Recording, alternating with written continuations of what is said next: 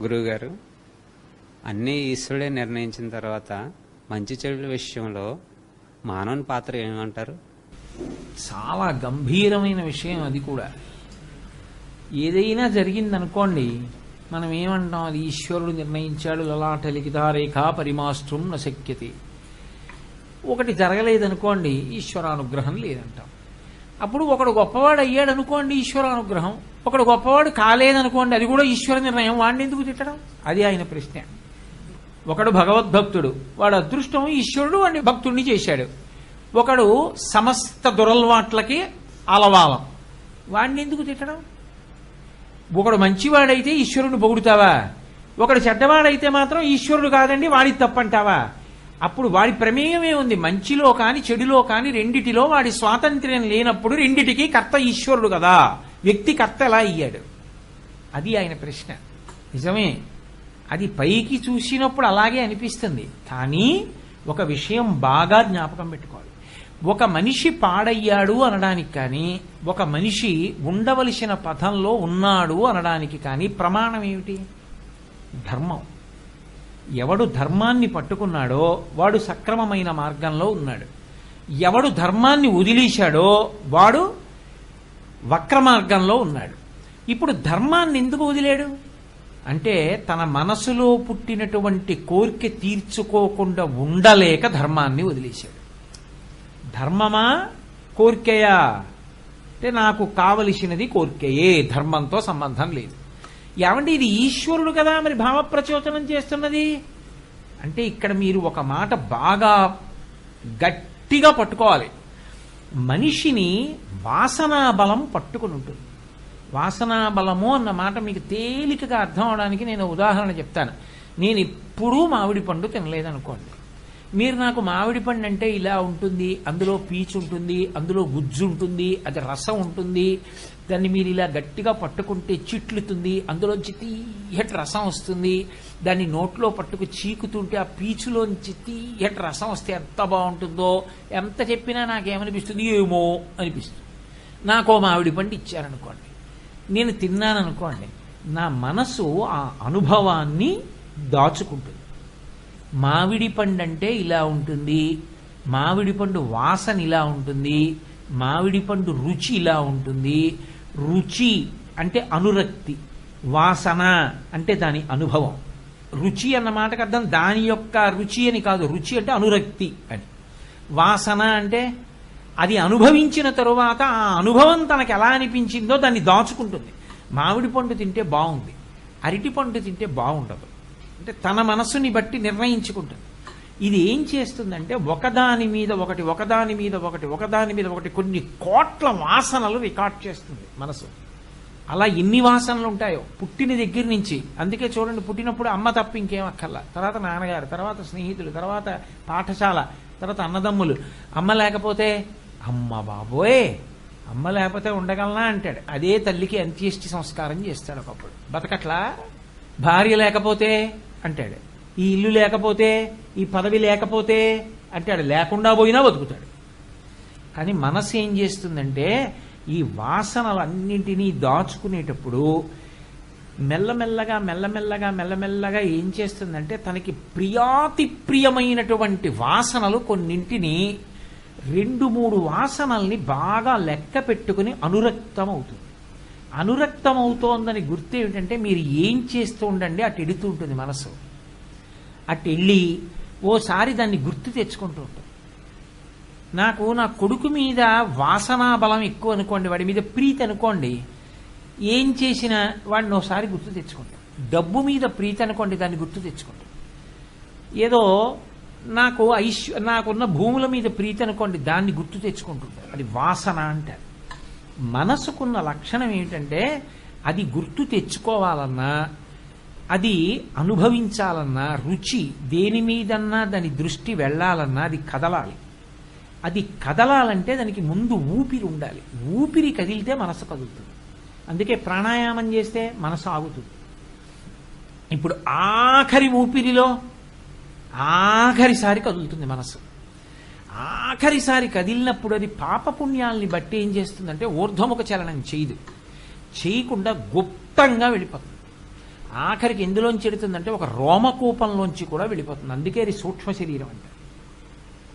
చిన్న వెంట్రుక పుట్టిన రంధ్రం ఉంటుంది, శ్వేదరంధ్రం, చెమట పుట్టే రంధ్రం, ఆ రంధ్రంలోంచి వెళ్ళిపోతుంది. వెళ్ళిపోయేటప్పుడు అది ఏం చేస్తుందంటే 5 జ్ఞానేంద్రియముల యొక్క శక్తుల్ని వెనక్కి లాగి మూట కట్టుకుంటుంది. కంటి నుంచి చూసే శక్తిని లాగేసి మూట కట్టేస్తుంది, చెవి నుంచి వినే శక్తిని లాగి మూట కట్టుకుంటుంది. అలా 5 ఇంద్రియముల శక్తులు వెనక్కి లాగి మూట కట్టుకుని ఆఖరిసారి కదిలినప్పుడు ఆఖరణ తనకి బాగా ఇష్టంగా నిలబడిపోయిన వస్తువేదో దాన్ని స్మరిస్తుంది.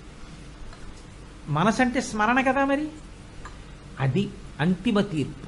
అందుకే నరుడి పునర్జన్మలో ఈశ్వర ప్రమేయం ఉండదు. ఏది తలుచుకుని వెళ్ళాడో అదే పునర్జన్మని ఇస్తాడు ఈశ్వరుడు. అదే ధన్య అని భాస్కర రాయల వారు వ్యాఖ్యానం లలితా సహస్ర.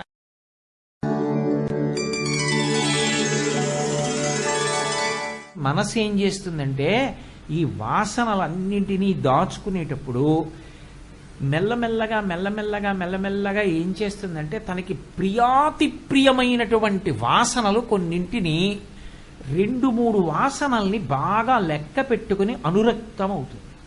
అనురక్తం అవుతోందని గుర్తు ఏమిటంటే మీరు ఏం చేస్తూ ఉండండి అటు ఎడుతూ ఉంటుంది మనసు. అటు వెళ్ళి ఓసారి దాన్ని గుర్తు తెచ్చుకుంటూ ఉంటుంది. నాకు నా కొడుకు మీద వాసనా బలం ఎక్కువ అనుకోండి, వాడి మీద ప్రీతి అనుకోండి, ఏం చేసినా వాడిని ఒకసారి గుర్తు తెచ్చుకుంటాం.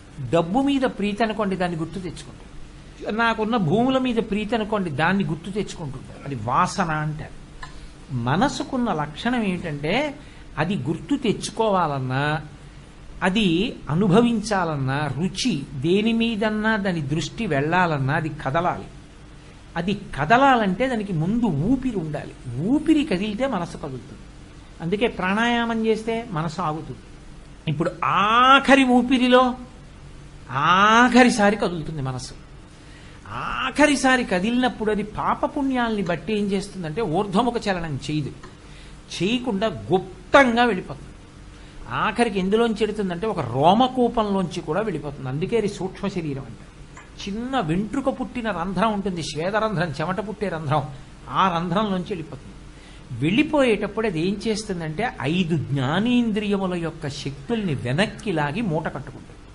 కంటి నుంచి చూసే శక్తిని లాగేసి మూట కట్టేస్తుంది, చెవి నుంచి వినే శక్తిని లాగి మూట కట్టుకుంటుంది.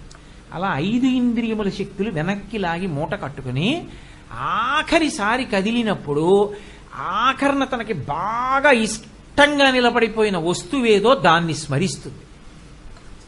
మనసంటే స్మరణ కదా మరి, అది అంతిమ తీర్పు. అందుకే నరుడి పునర్జన్మలో ఈశ్వర ప్రమేయం ఉండదు. ఏది తలుచుకుని వెళ్ళాడో అదే పునర్జన్మని ఇస్తాడు ఈశ్వరుడు. అదే ధన్య అని భాస్కర రాయల వారు వ్యాఖ్యానం లలితా సహస్రానికి. మీకు ఉదాహరణకి నా ఆఖరి ఊపిరిలో శ్రీరామాయణం జ్ఞాపకానికి వచ్చిందనుకోండి, అంటే దాని అర్థం బాగా నా మనసు రామాయణంలో రంజిల్లిపోయింది, అందుకని అది గుర్తొచ్చింది ఆఖరి కదలికలో. అంటే నాకు తెలియకుండానే నా మనసు దాని మీద అనురక్తమైపోయి ఉండిపోయింది. ఇప్పుడు వచ్చే జన్మలో ఈశ్వరుడు ఏం చేస్తాడంటే ఒక మహావిద్వాంసుడి కడుపున నేను మళ్ళీ మనుష్యుడిగా పుట్టేట్టు చేస్తాడు. ఆయన చిన్నతనం నుంచి నాకు వేదాంగములు నేర్పి ధర్మపదంలో నడిచేటట్టు చేసి నా పునర్జన్మలను తగ్గిస్తాడు.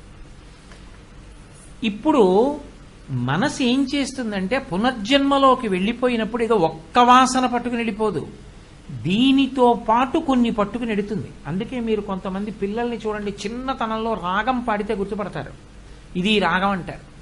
ఎలా తెలిసింది వాళ్ళకి అంత చిన్నతనంలో? అంటే గత జన్మలలో వాడు ఒక పెద్ద సంగీత విద్వాంసుడు, రాగాలు రాగాలు రాగాలు అవే ఆలోచిస్తూ వెళ్ళాడు. ఈ జన్మలో వాడికి సాధన లేకుండా చెప్తాడు. ఒక్కొక్కడు చూడండి, ఒకసారి చదువుతాడు, ఆ పద్యాలన్నీ వచ్చేస్తాయి. ఎందుకంటే వాడు గత జన్మలో అంత సాధన చేశాడు అవన్నీ, అందుకే అన్ని వచ్చుతాయి ధారణలోకి. ఇప్పుడు ఈ వాసనల్లో కొన్ని వాసనలు ఏమవుతాయంటే, నేను ముందు మంగళప్రదమైనవి చెప్పాను, అభ్యున్నతి కారకాలు. కొన్ని చెడు వాసనలు కూడా పట్టుకెడుతుంది. నాకు అన్ని మంచి విషయాల మీదే అనురక్తమై ఉండాలని ఎక్కడుంటుంది? ఉండకూడని విషయం మీద నాకు ఉండిపోయింది అనుకోండి. నాకు మధుపానం అలవాటు, కళ్ళు తాగుతూ ఉంటాను అనుకోండి ప్రతిరోజు. నేను కేవలంగా ఒక ఉదాహరణకి చెప్తున్నాను. కళ్ళు తాగడం నాకు అలవాటు అనుకోండి, ఆ కళ్ళు తాగడం మీద ఆఖరి ఊపిరిలో స్మరిస్తుంది. అప్పుడు ఏమవుతుందంటే వచ్చే జన్మలోకి వెళ్ళినా వాడికి కళ్ళు మీదకి దృష్టి ఎడుతుంది. దాని మీదకి లాగుతుంది మనస్సు. ఎందుకంటే అది వాసనాబలం, గత జన్మల నుంచి తెచ్చాడు, తెచ్చుకుని లాగుతుంది. ఈశ్వరుడు ఏం చేస్తాడంటే బుద్ధినిస్తాడు. బుద్ధి అంటే నిర్ణయాత్మక శక్తి. ఇది ఇతర ప్రాణులకు ఇవ్వడు, ఒక్క మనుష్యునకే ఇస్తాడు. ఎందుకని అంటే మనుష్యుడు ఏం చేస్తాడంటే ఆ బుద్ధికి శాస్త్రాన్ని గురువుని ఆధారంగా ఇచ్చాడనుకోండి, ఇస్తే వాసనని గెలుస్తాడు. గురువు గారి పాదాలు, శాస్త్రము, వీటి యందు బుద్ధి అనురక్తమైందనుకోండి. ఇప్పుడు అనురక్తమైంది. జాగ్రత్తగా కుక్క పిల్లని మచ్చిక చేసుకున్నట్టు మచ్చిక చేసుకుని అక్కడ పెట్టాడు. మెల్లిగా మనసుకున్న లక్షణం ఏంటంటే ఇష్టం లేకపోయినా అదే గుర్తు చేస్తుంది. అది దానికి ఉన్న లక్షణం. నాకు 5 అయ్యేటప్పటికీ కాసేపు గంతులేద్దాం రోజు, ఓ 15 రోజులు అనుకున్నాను అనుకోండి. ఏమైనా అసలు అర్థం ఉందా దానికి? 5 అయ్యేటప్పటికి ఎవరూ చూడకుండా తలుపు వేసుకుని గంతులు వేస్తున్నాను. 5 రోజులైంది. 6వ రోజు 5 అవుతోంది. కాసేపు నువ్వు గంతులు వెయ్యాలని ఎవరు గుర్తు చేస్తారు? మనసే గుర్తు చేస్తుంది. అది దానికి ఇష్టమా? ఏమిటి అది, ఏమిటి తలుపు వేసిన ఇందుక గంతులు వేయడం అన్నా?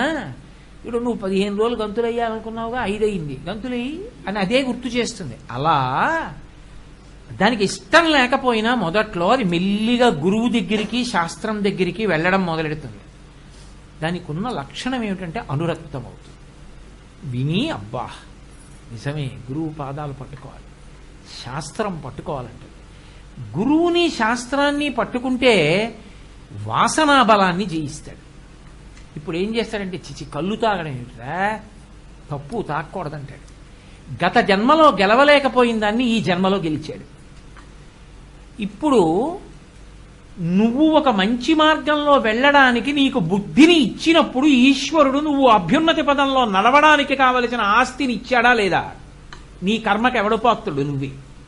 ఉద్ధరేణాత్మనాత్మానం. నీకు బుద్ధిని ఇచ్చాడు కాబట్టి సక్రమంగా వినియోగించు, ఉన్నత పదంలో వెడతావు. బుద్ధి ఇచ్చినా మళ్ళీ ఆ బుద్ధిని పట్టుకెళ్ళి చెడు మార్గాల దగ్గరే పెడితే, అవి తప్పని తెలిసి కూడా అక్కడే పెట్టి దాన్నే పట్టుకు తిరుగుతానంటే ఇంకా కొత్త వాసనా బలాలు తెచ్చుకుంటాం. అప్పుడు ఇక సాధన ఎక్కడ ఉంటుంది?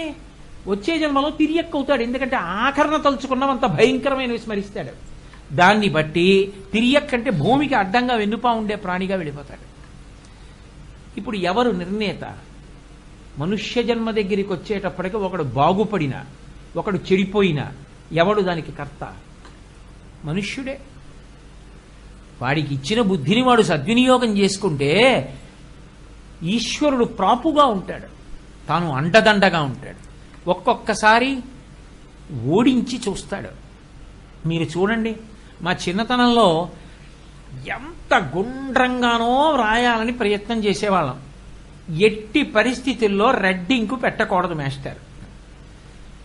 ఆ పుస్తకం పట్టుకెళ్ళి చూపిస్తే ప్రకృతి, వికృతి ఇలా టిక్కు పెట్టి ఎక్కడ తప్పు రాయలేదు అని పెట్టి 10వ దాని దగ్గరికి వచ్చేటప్పటికి ఏమిట్రా ఇది, ఈ ఒత్తి ఏమిట్రా, సరిగా ఇలా ఉండాలి అని ఎర్రింకుతో ఇలా అని ఇలా అనేవారు. అని మనసు చిన్నబుచ్చుకునేది.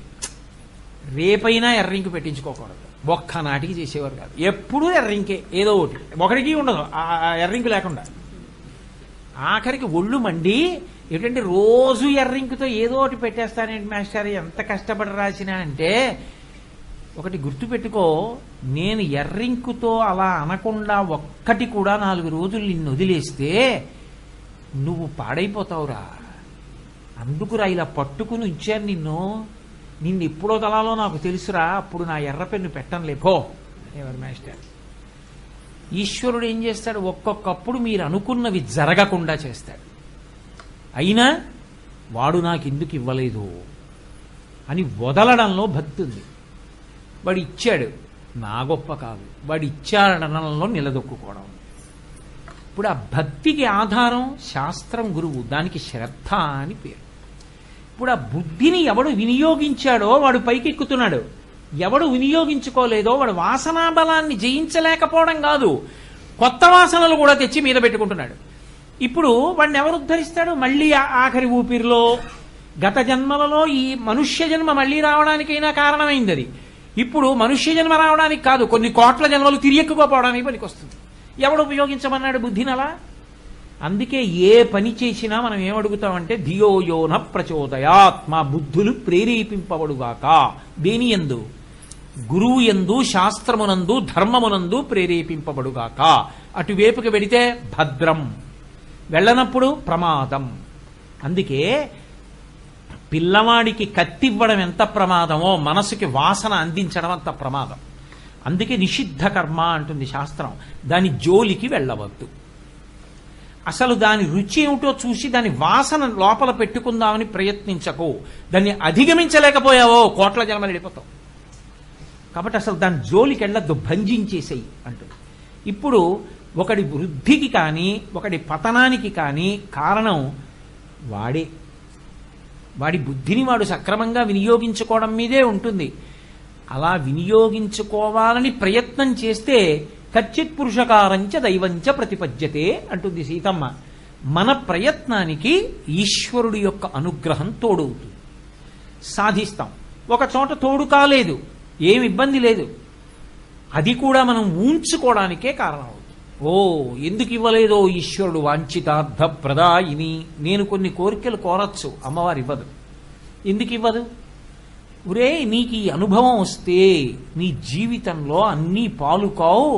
కొన్ని విషయాల్లో నువ్వు జాగ్రత్తగా ఉండాలన్న అనుభవం ఒకటి నీకు నేర్పాలని అనుకుంటున్నాను. అందుకు నీకు ఇలాంటి అనుభవం ఇచ్చానని అమ్మవారు నన్ను జాగ్రత్త నేర్పుతోంది అని తీసుకుంటే నీకు ఇబ్బంది కాదది, లేకపోతే చతికిలు పడిపోతావు. కాబట్టి బుద్ధిని వినియోగించుకోవడం అన్నదే మనుష్యుడి యొక్క ఉద్ధరణకు కారణము.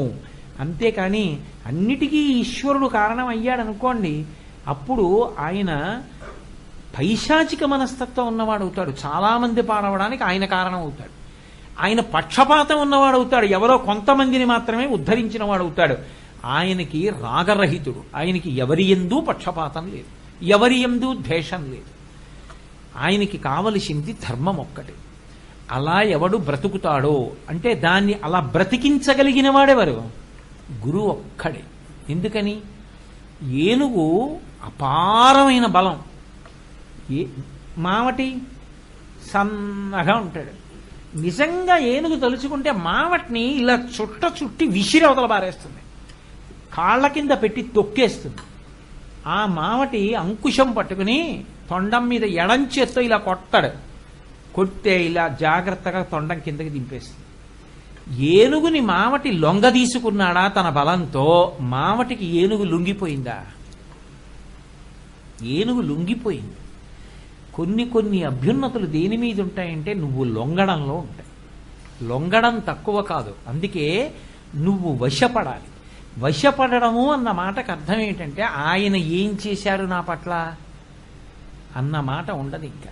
అందుకే గురువుగారు నాకేం చేశారు, గురువుగారు నాకు ఎంత పెద్ద పీటేశారు, గురువుగారు నన్ను ఎంత గౌరవిస్తారు, ఆ మాటలు ఉండవు. గురువుగారికి నేను వశవర్తిని అంతే. గురువుగారు ఏది చెప్తే అది చేయడమే. గురువు నన్ను గౌరవించడం ఉండదు. గురువు వలన మానవమానవులన్న మాట నాకు లేవు. నేను ఆయనకి వశవర్తిని, ఆయన ఏం చెప్తే అది చేస్తానంతే. అలా వశపడ్డావా అభ్యున్నతి. ఏనుగు మావటికి వశపడినట్టు. వశపడలేదా తండ్రికి, గురువుకి, తల్లికి, దైవానికి, ఎవరికీ నువ్వు వశపడలేదు, బుద్ధి వక్రించిందని గుర్తు. ఎవరికీ వశపడనప్పుడు నువ్వు ఎలా అభ్యున్నతిలోకి వస్తావు? అందుకే గురువు మాట చెప్తే శాసనమే తప్ప సలహా కాదు. రే ఇలా రా అన్నారు గురువుగారు, అంతే వెళ్ళిపోవడమే. రేపురా, రేపు వెళ్ళడమే. గురువుగారు రమ్మనలేదు, ఊరుకోవడమే. ఏదో కార్యక్రమం మీద పెడతాను గురువుగారు, కాదు ఒరే నువ్వు వెళ్ళి మళ్ళీ రేపు రా. ఎక్కడి నుంచి? విశాఖపట్నం నుంచి రా, వచ్చేస్తాను గురువుగారు అంతే. వశవర్తిని నేను గురువుగారికి, ఆయన ఎలా చెప్తే అలా చేస్తానంతే తప్ప నాకు ఇంకొక భావన ఉండదు. ఎందుకని ఆయన నా అభ్యున్నతి కారకుడు, ఆయన ఏం చెప్తే దానికి నేను వశపడి ఉంటాను.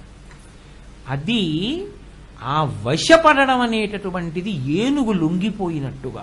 ఒక పావంతటిది బుట్టలో పెడితే పడుకుంటుంది, బుట్ట తీస్తే పారిపోదు గబగబా. ఆ పాములాడించేవాడు ఊతుంటే తాను జాగ్రత్తగా అలాగే ఉంటుంది. వాడు ఆఖరణ తిప్పి కర్ర పెట్టి పడగ మీద కొడతాడు, కొడితే ఇలా పడుకుంటుంది, బుట్ట పెట్టేస్తాడు, అందులోనే ఉంటుంది అంతే. వశపడిందా లేదా? ఒక సింహం ఉంది, ఆడించేవాడికి వశపడింది. ఓ గుర్రం ఉంది, ఎక్కేవాడికి వశపడింది. ఓ గాడిది ఉంది, సాకలికి వశపడింది. ఓ కుక్క ఉంది, యజమానికి వశపడింది. వశపడకుండా తిరగబడనివ్వండి, సావగొట్టి బయటికి తోసేస్తారు. కుక్క యజమాని మీదే తిరగబడి కరిచింది అనుకోండి, చితక్ కొట్టి బయటికి తోసేస్తాడు.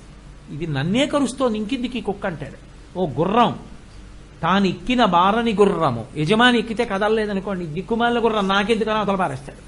గాడిద బరువు వేస్తే కింద పడుకుంది అనుకోండి, నేను మొయినని అవతల పారేస్తాడు గాడిదని. లొంగితే నెత్తిన పెట్టుకుంటాడు. మనమే లొంగిన వాటిని నెత్తిన పెట్టుకుంటే ఈశ్వరుడికి గురువుకి లొంగని వాడు ఎలా అభ్యున్నతిలోకి వస్తాడు? అందుకే ఆ లొంగడం అవసరమని శంకరాచార్యుల వారు అవినయమపనయ విష్ణోహో, అహంకారం తీసి వినయం ఇవ్వయా ఈశ్వర అని ప్రార్థన చేశారు. అందుకే ఈశ్వరుడు కాదు కర్త, మన బుద్ధిని సక్రమంగా వినియోగించుకోవలసిన అవసరం చేత మనకి మనం కర్త. అందుకే ఉద్ధరేణ ఆత్మనాత్మానం, నిన్ను నువ్వే ఉద్ధరించుకోవాలని గీతాచార్యుడు అనడానికి కారణం అది. గురుగారు